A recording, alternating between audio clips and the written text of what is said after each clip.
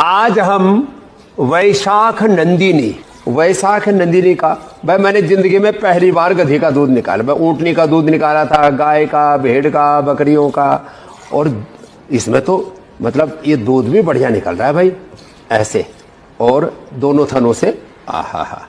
और गधी भी इतनी शरीफ है, क्या बात है। और इसका जो दूध है ये सुपर टोनिक भी है और ये सुपर कॉस्मेटिक का काम करता है। अब इसका बच्चा बेचारा झांक ही रहा है, तो भाई ये ना सोचे कि भाई आज ये बाबा जी के हत्थे चढ़ गई गधी, इसका पूरा दूध दोह डाला।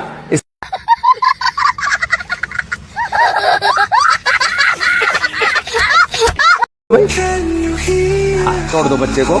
ये हमारा क्या नाम बालक का, नितिन की भाई ये इस गधी का हम सम्मान भी करना चाहते हैं। एक बार जोरदार तालियां भाई इसके लिए। और इधर बेटियां जो है बड़ा अच्छा आसन भी कर रही है। ये 5 मंजिल ऊपर तक चढ़ गई थी जब ये हम बना रहे थे ना पतंजलि गुरुकुलम। और डॉक्टर साहब इसका विशेष गुण क्या है? देखो मैंने भाई पी के तो नहीं देखा है, पहली बार मैं पी के देखता हूँ। ये लगता कैसा है?